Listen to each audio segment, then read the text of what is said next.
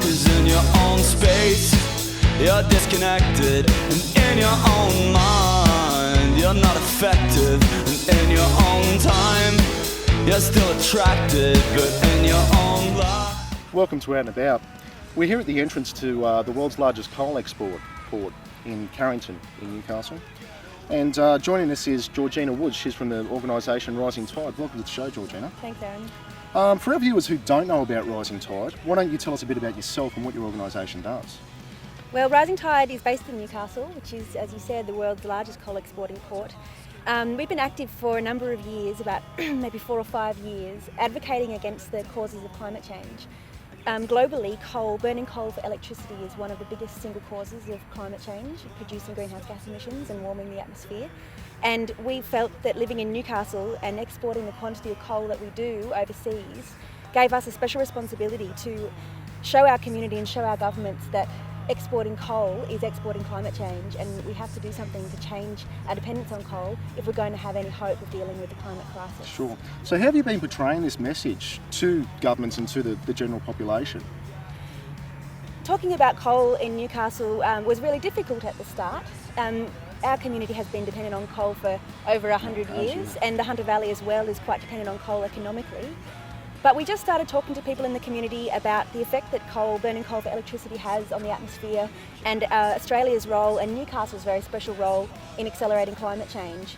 The greenhouse gases that are emitted from the coal exported just from the Newcastle port are equal to all of the greenhouse gases that are emitted in New South Wales from every other source combined every year.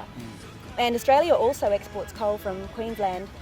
So altogether, Australia, being the biggest coal exporting nation, has a special responsibility to do something about climate change and to move away from coal dependence. Sure. Now, I've seen some of your YouTube videos and some of your affiliate groups overseas that you're connected to, and showing the blockades and protests that you engage in. Would you view yourselves as something like the militant wing of the green movement, or are you more politically?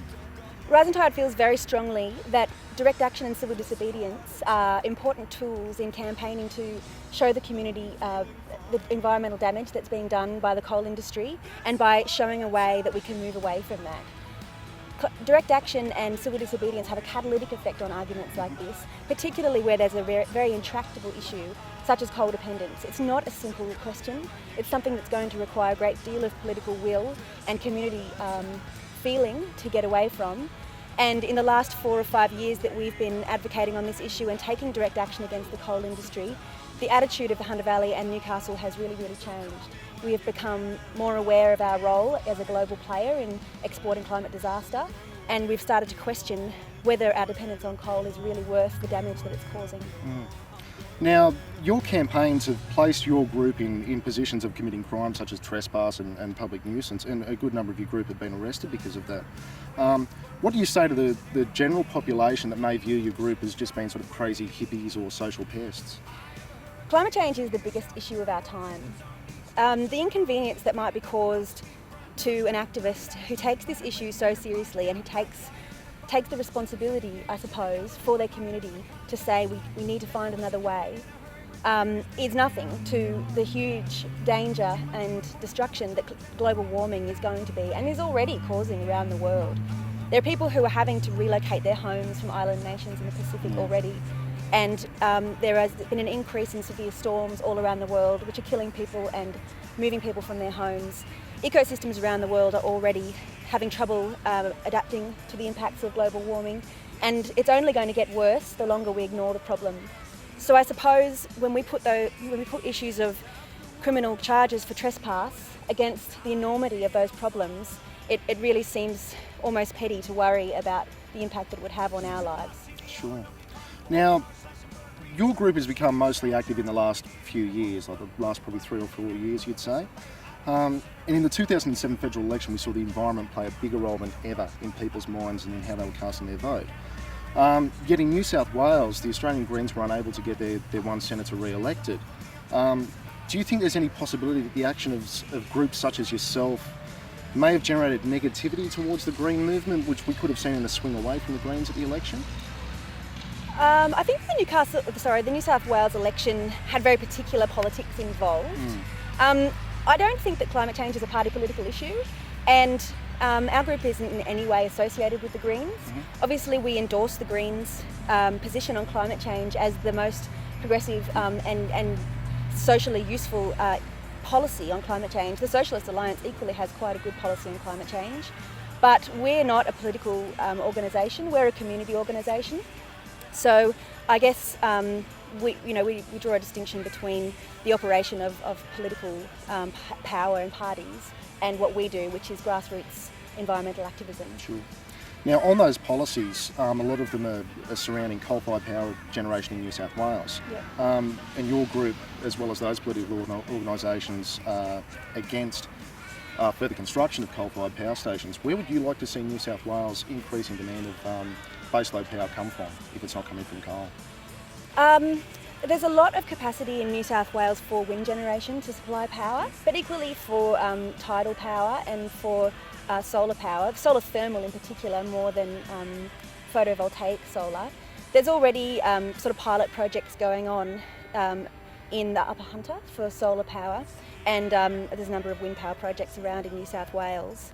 Lots of studies have been done that have showed that power can be supplied from alternative means than coal. It's simply a matter of switching the bias, the economic bias towards coal that is currently entrenched within our economy.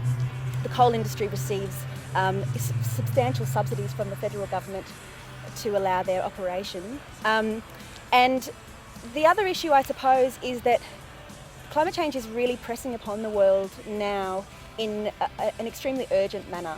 We have probably 18 months to really make a strategy to deal with accelerating greenhouse gases. Australia's greenhouse gases are still rising, and so are the rest of the world's. So the point is that the most important thing we need to do is to bring down greenhouse gases. We can have energy without coal, and we can have jobs without coal, but we can't have coal without climate change. Sure. Now, another avenue, of course, would be nuclear power. Where does your group stand on nuclear? In theory, nuclear generation could provide New South Wales with plenty of baseload, CO2-free electricity. Unfortunately, in theory, nuclear power couldn't supply New South Wales' electricity needs in the near enough future for it to really be a solution to climate change. It will take decades to build nuclear power stations and get them up and running in New South Wales, and we have a matter of maybe 2 or 3 years to start bringing down greenhouse gas emissions. So it's really not a viable alternative. Obviously, there are lots of issues about waste and about uranium mining that have remained unresolved. And if a lot of countries who are currently dependent on coal power switch that dependence to nuclear power, then we're going to face another resource issue with depleted uranium resources, just as we're facing resource issues now with oil depletion. Okay, and on a final note, what can ordinary Australians, such as our viewers, do right now to help stop climate change? I think the time has come for ordinary people to really take matters into their own hands. A lot of people from the community have been joining Rising Tide lately in our direct action against the coal industry. In mid-April, 50 people walked onto the site of the third coal terminal. We're currently in the middle of a huge expansion of our export capacity. Far from reducing our dependence on coal, we're actually foolishly increasing it at a time when climate change is already biting. A lot of those people had never taken protest action before, and in mid-July, on the 13th of July, hundreds and hundreds of people are going to come to Newcastle for the Camp for Climate Action, where they'll be taking direct action for the first time to stop coal from being transported into Kooragang Island and exported overseas and turned into greenhouse gases. Georgina Woods, thanks for your time. Thanks, Aaron. It's the end of the world as we know